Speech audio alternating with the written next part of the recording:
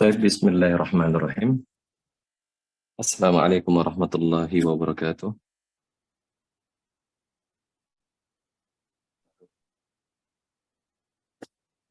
Waalaikumsalam. Alhamdulillahirrahmanirrahim. Wabihi nasta'inu ala umuri dunya waddin. Wassalatu wassalamu ala ashrafil anbiya'i wal mursalin. Nabiyyina Muhammadin wa ala alihi wa ashabihi ajma'in amma ba'd. Alhamdulillah pada kesempatan malam hari ini kita bisa kembali mengadakan diskusi terkait dengan sains dan Al-Quran. Salah satu program yang diprakarsai oleh Markaz Al-Ashraf Salatiga. Dan pada kesempatan malam hari ini, kita akan mengangkat tema terkait dengan khamar, kandungan dan efeknya menurut pandangan sains dan juga menurut pandangan Al-Quran. Dan tujuan kita mengadakan kegiatan ini adalah sebagai upaya kita untuk memberikan pandangan bagi masyarakat, terkhusus di sini adalah masyarakat Indonesia, bahwasanya sains dan Al-Quran itu sangat relevan dan sangat nyambung, bukan berjalan masing-masing atau sendiri-sendiri. Walaupun Al-Quran itu sendiri bukan kitab suci yang kandungannya adalah sains saja, tapi Al-Quran itu memiliki kandungan yang di dalamnya mendorong manusia untuk mengembangkan sainsnya juga dan ilmu pengetahuan yang semuanya itu bermanfaat bagi kehidupan di dunia ini juga. Baik, itu adalah tujuan penyelenggaraan dari kegiatan Al-Ashraf ini. Dan pada kesempatan malam hari ini kita akan membagi dua sesi. Yang pertama adalah khamar berdasarkan pandangan Al-Quran ya. Dan insya Allah ta'ala sesi kedua akan dilanjutkan oleh Ustadz Panji Prawira yang beliau akan membawakan pandangan sains terkait dengan khamar itu sendiri. Baik, kita akan langsung memulai saja karena kebetulan yang membawakan acara dan juga sebagai presentasi di sini saya sendiri, yaitu Heri Prasetyo. Kita akan membahas terkait dengan khamar, dasar terkait dengan khamar dan alasan pengharaman di dalam Al-Quran. Baik, bismillah, kita mulai. Pengertian khamar yang harus kita pahami bersama, bahwasanya khamar itu secara logatan, secara logawi, makna logawi secara etimologi, maknanya adalah at-taghtiyah was-satr, menutup. Kalau kita terjemahkan dalam bahasa kita, itu artinya adalah menutup. Wa minhu khimarul mar'ah. Dan juga diambil dari kata khamar itu istilah khimaru al-mar'ah, yaitu pakaian yang dipakai oleh perempuan untuk menutup auratnya. Maka secara bahasa yang namanya khamar itu adalah menutup. Kemudian secara istilah, secara terminologi, menurut sebagian ulama, banyak sekali istilah-istilahnya, akan tetapi istilah semua itu merujuk kepada satu inti, yaitu kullu ma yuskiru qaliluhu au kathiruhu. Kullu ma yuskir. Jadi yang namanya khamar secara terminologi, yaitu secara istilahi, makna yang dipakai, diadopsi di dalam syariah adalah kullu ma yuskir. Kata kul itu artinya adalah semua yang memiliki makna atau yang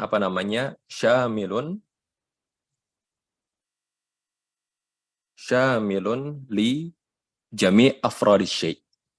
Kata kul itu bermakna jami', yaitu yang mencakup seluruh macam-macam dari suatu hal. Jadi yang namanya khamar adalah kullu ma yuskir, semua hal apapun itu. Sifatnya adalah yuskir, yang memabukkan. Jadi yang namanya khamr itu tidak hanya terbatas dengan minuman. Karena khamr itu adalah kul, berarti semuanya, semua yang dikonsumsi oleh manusia yang menyebabkan otak ataupun akal manusia itu tertutup.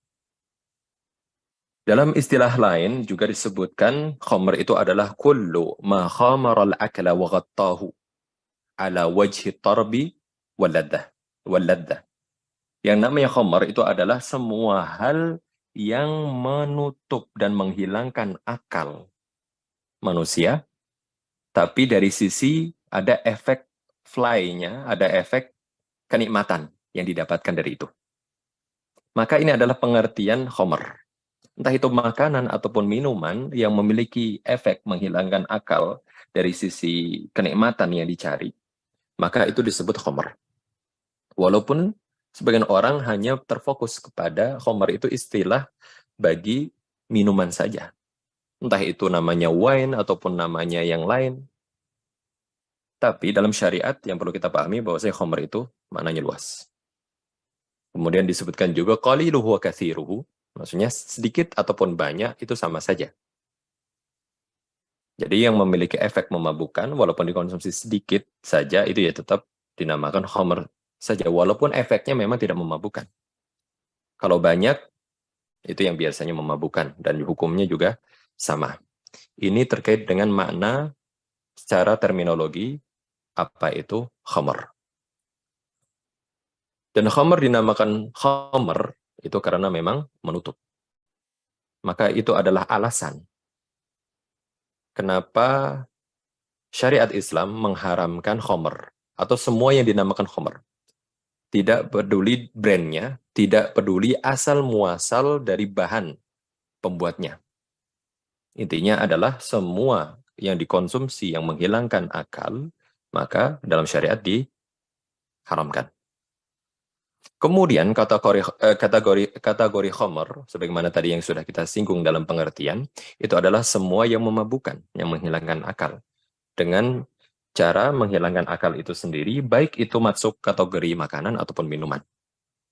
Kalau minuman, ya minuman keras yang kita ketahui, ataupun ketika makanan kita contohkan adalah makanan-makanan yang memiliki efek juga menghilangkan seperti pil, ekstasi, ataupun sabu-sabu dan lain yang itu masuk dalam kategori makanan.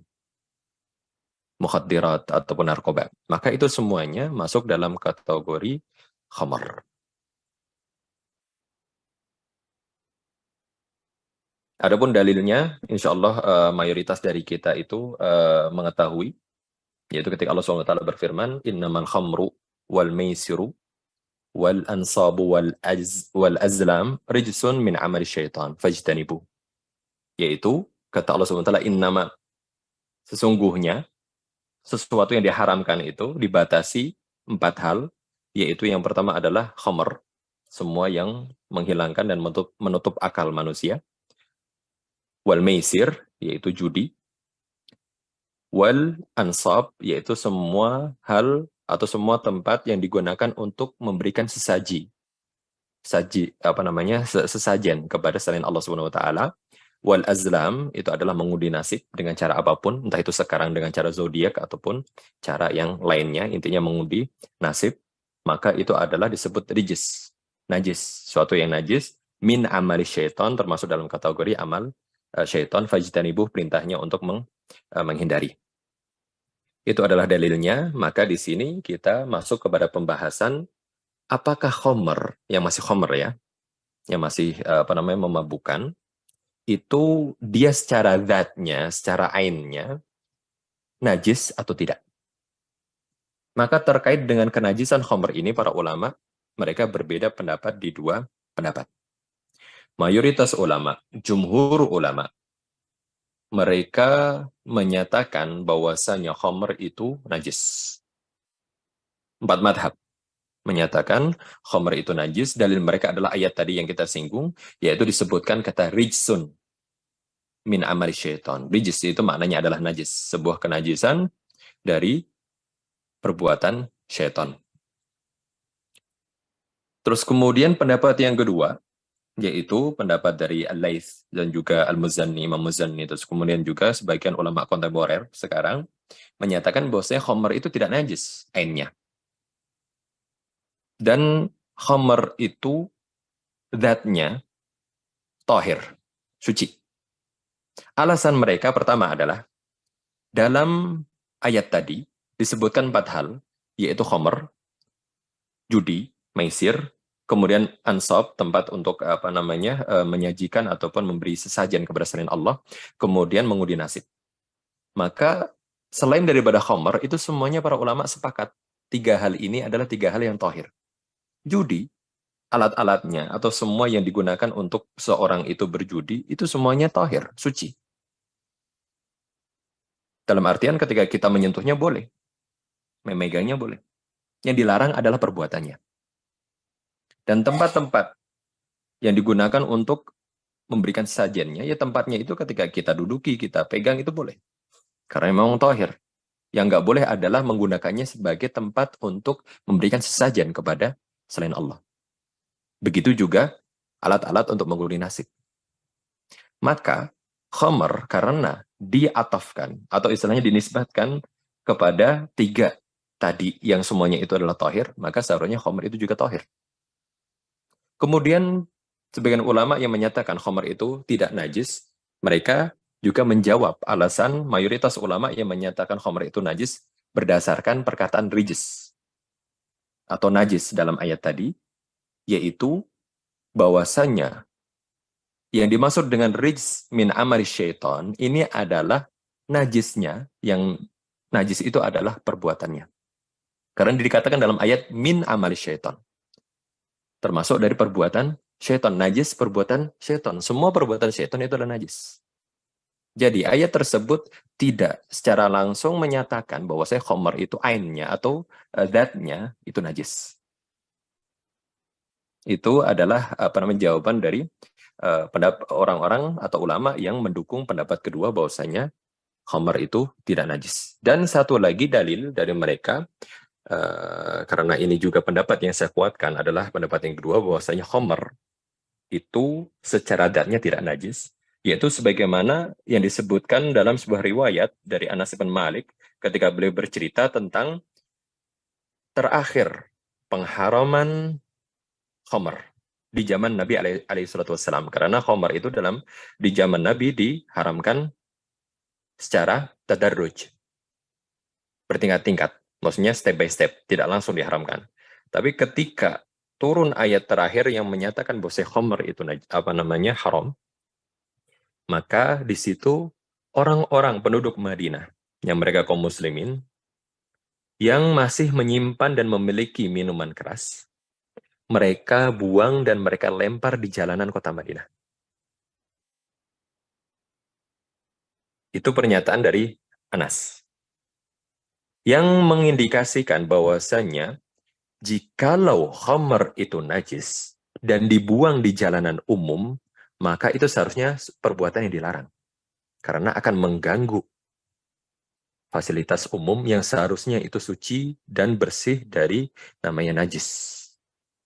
Maka ketika perbuatan tersebut dilakukan oleh para sahabat, mereka membuang semua yang masuk dalam kategori khamr di jalanan kota Madinah. Itu mengindikasikan bahwasanya khamr itu tidak najis. Karena tidak berefek, tidak berimbas kepada jalanan atau mengganggu orang-orang yang lewat menggunakan jalan tersebut.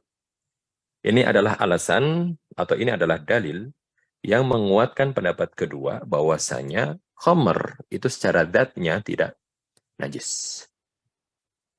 Baik, ini terkait dengan najis atau tidaknya khamr itu sendiri.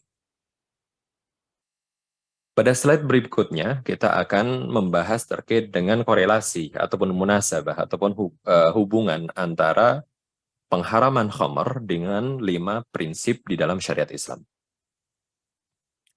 5 prinsip di dalam syariat Islam, itu yang pertama adalah menjaga agama, hifdzuddin, atau yang disebut dengan istilah ad-darurat al-khams di dalam syariat kita. 5 prinsip yang dijaga di dalam syariat. Yang pertama adalah hifdzuddin, menjaga agama. Kedua adalah hifdzu an-nafs, menjaga jiwa raga.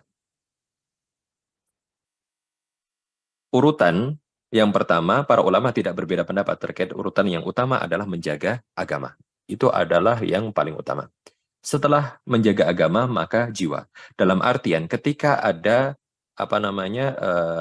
kontradiksi antara menjaga agama dan menjaga jiwa, ketika seseorang dipaksa untuk memilih salah satunya, maka dia wajib mengutamakan untuk menjaga agama daripada menjaga jiwa.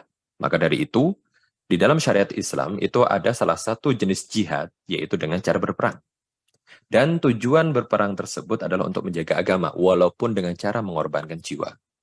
Maka ini adalah urutannya yang para ulama itu sepakat. Pertama adalah hifdzuddin, menjaga agama. Yang kedua adalah hifdzun nafs, yaitu menjaga jiwa. Tapi yang ketiga, keempat, itu para ulama mereka berbeda pendapat. Apakah hifdzul akal, yaitu menjaga akal terlebih dahulu, atau hifdzul ird, atau hifdz dalam istilah yang lain dinyatakan sebagai hifdzu an-nasl, menjaga keturunan. Apakah menjaga keturunan sama menjaga akal itu mana yang lebih dahulu? Maka ini para ulama berbeda pendapat. Sebagian mengatakan bahwasanya akal didahulukan daripada keturunan, sebagian mengatakan lagi keturunan didahulukan daripada akal. Maka dari itu menjaga keturunan itu salah satu prosesnya adalah kita diperintahkan untuk menikah jikalau ingin memiliki keturunan. Itu adalah cara untuk menjaga kehormatan dan menjaga keturunan. Kemudian menjaga akal, maka dari itu kita dilarang untuk menghilangkan akal kita. Dengan cara apapun, termasuk dengan mengkonsumsi semua makanan ataupun minuman yang bisa menghilangkan akal yang disebut dengan khamar. Maka dari itu, khamar itu hukumnya adalah haram. Dan korelasinya terkait dengan pengharaman khamar dengan 5 prinsip dalam syariat itu adalah kita diwajibkan menjaga akal kita, maka kita dilarang untuk menghilangkan akal kita. Dari situ sangat jelas bahwasanya pengharaman khamr itu tujuannya adalah agar akal kita tidak hilang dan tetap terjaga. Kemudian yang terakhir itu adalah hifdzu al-mal, menjaga harta. Kita juga diperintahkan untuk menjaga harta. Itu adalah 5 prinsip di dalam syariat Islam. Dan 5 prinsip ini diambil dari dalil-dalil yang ada dalam syariat, karena setiap dalil-dalil syariat itu pasti akan merujuk kepada salah satu dari kelima ini. Baik, kita membahas pada hal berikutnya, yaitu bagaimana jikalau seseorang memiliki khamr, kemudian efek memabukkan dari khamr itu hilang. Dalam artian ini minuman aslinya khamar, aslinya memabukkan. Tapi kemudian efek memabukkannya itu, entah itu yang disebut dengan istilah kandungan atau kadar alkoholnya, atau dengan istilah yang lain, intinya adalah tidak memabukkan lagi minuman ini. Bagaimana hukum mengkonsumsi minuman yang berjenis seperti itu? Maka perlu untuk kita rincikan. Dalam hal ini ada 3 kategori ya. Kita kategorikan proses hilangnya efek memabukkan dari khamr itu ada 3 kondisi. Kondisi yang pertama itu secara alami. Dalam artian di sini hilang dengan sendirinya. Contoh ketika seorang entah itu menyimpan, tapi dalam penyimpanan itu mengakibatkan efek khamrnya, efek memabukkannya itu hilang. Terus kemudian kondisi yang kedua adalah dengan proses tangan manusia, maksudnya hilangnya efek memabukkan itu karena proses tangan manusia. Dan itu ada 2 macam juga, yaitu manusia yang melakukan proses tersebut menghilangkan efek memabukkan adalah orang yang meyakini bahwasanya khamr itu haram. Contohnya seperti kita orang muslim yang meyakini khamr itu haram. Kemudian kondisi yang ketiga yaitu adalah proses yang dilakukan oleh manusia seseorang, tapi dia itu tidak meyakini bahwasanya khamr ini haram. Seperti orang-orang non-muslim, entah itu dari agama apapun, tapi keyakinan dia adalah bahwasanya khamr itu tidak haram. Maka bagaimana hukumnya terkait dengan 3 kondisi ini? Kita jelaskan di slide berikutnya. bahwasanya hilangnya efek memabukkan dari khamr itu ketika terjadinya secara alami, maka hukumnya adalah mubah ataupun halal. Dan minuman dalam istilah syariat yang awalnya khamr, kemudian dia berubah, hilang efek memabukkannya, itu disebut khal dalam syariat kita. Terkadang diterjemahkan sebagai cuka, walaupun saya sendiri tidak begitu setuju dengan terjemahan cuka, karena cuka itu tidak mencakup seluruh hal yang masuk dalam kata khal dalam bahasa Arab. Karena khal itu adalah semua minuman yang dia itu berubah, yang awalnya itu adalah khamr, tapi berubah, yang kemudian hilang efek memabukkannya. Entah itu minuman ataupun makanan, entah itu makanan juga yang diolah, ataupun khamr yang kemudian dicampur, yang dia itu sifatnya tidak dominan, maka itu semuanya menghilangkan efek memabukkannya. Maka itu semuanya masuk dalam kategori khal. Dan Rasulullah SAW pernah mengatakan dalam sebuah hadis, yaitu ni'mal idam al-khal, kata beliau. Seenak-enaknya, ataupun termasuk makanan yang enak untuk dikonsumsi oleh manusia, itu adalah khal, yang disebut khal, kata Rasulullah. Maka kalau hilang efek memabukkannya itu secara alami, maka hukumnya adalah halal dan mubah. Kemudian kondisi yang kedua yang kita sebutkan tadi adalah karena proses orang yang membuat atau menghilangkan efek memabukkan itu, tapi orang yang membuat tersebut adalah orang yang meyakini keharaman dari khamr itu, seperti orang Muslim. Dan semua orang Muslim wajib meyakini bahwasanya khamr itu haram. Maka hukum dari khal itu sendiri itu adalah haram. Kenapa? Karena ketika seorang Muslim yang meyakini khamr itu haram, berarti khamr bagi dirinya itu bukan mal, bukan harta, dan tidak memiliki nilai, tidak berarti. Maka dari itu, sebagaimana dalam hadis Anas tadi, bahwasanya penduduk kota Madinah, mereka membuang. Ketika membuang, dan sesuatu yang dibuang, dan itu bukan termasuk harta, maka itu tidak masuk dalam kategori tabdir. Orangnya tidak disebut sebagai orang yang mubadir, yang membuang-buang harta untuk sesuatu yang percuma. Maka ketika seorang Muslim yang meyakini khamr itu haram, kemudian dia mengambil khamr dan merubah atau menghilangkan efek dari memabukkan khamr tersebut, maka itu tetap tidak merubah hukumnya. Karena bagi dia, khamr itu bukan mal, jadi intinya tidak ada nilainya. Dan tidak memberikan efek perubahan dari hukumnya itu juga. Dan kondisi yang ketiga adalah proses yang dilakukan oleh orang yang dia itu tidak meyakini khamr itu haram. Seperti orang-orang non-muslim. Orang-orang non-muslim yang mereka kerjaannya adalah untuk menghilangkan efek memabukkan dari khamr tersebut. Maka ini yang bisa merubah hukum daripada khamr itu. Khamrnya menjadi seperti efek alami tadi, yaitu menjadi mubah ataupun halal.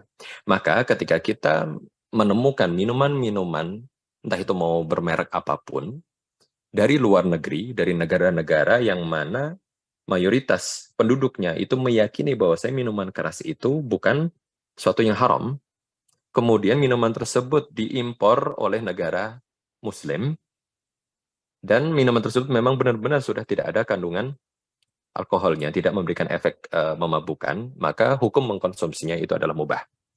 Kenapa? Karena bagi orang yang tidak meyakini khamr itu haram, bagi dia kondisi khamr ini adalah sebagai mal. Masih dianggap sebagai harta yang memiliki nilai. Maka ketika dirubah, dihilangkan ilahnya, dihilangkan sebab pengharamannya, yaitu menghilangkan akal, maka merubah hukumnya juga menjadi minuman yang mubah dan halal. Ini adalah kondisi yang ketiga dan ini adalah hukumnya. Baik, kemudian bisa kita simpulkan terkait dengan khamr, itu adalah semua yang dikonsumsi yang dapat menghilangkan akal dengan efek nikmat yang dicari, maka itu adalah khamr. Dan semua khamr itu adalah haram hukumnya. Dan semua makanan ataupun minuman yang tidak memiliki efek menghilangkan akal, maka tidak disebut khamr. Walaupun bahan dasarnya sama. Maka ini adalah kesimpulan yang bisa kita bahas dari di sesi yang pertama ini dari sudut pandang Al-Quran terkait dengan khamr. Baik, itu adalah sekilas atau sedikit banyak yang kita bahas terkait dengan khamr ini, dan kurang lebihnya saya mohon maaf. Dan insya Allah ta'ala pada sesi yang berikutnya ini, yang kedua, insya Allah akan dilanjutkan oleh Ustadz Panji. Insya Allah beliau sudah hadir bersama kita semuanya di sini. Assalamualaikum Ustadz Panji. Waalaikumsalam warahmatullahi wabarakatuh. Baik, mungkin sesi kedua langsung dilanjutkan, yang nanti di akhirnya kita akan buka sesi diskusi ya, bersama-sama insya Allah ta'ala. Nah, Ustaz. Baik, terima kasih. Saya persilahkan kepada Ustadz Panji untuk melanjutkan pembahasan terkait dengan khamr, kandungan dan efeknya menurut pandangan sains. Baik, waktu dan tempat, saya persilahkan.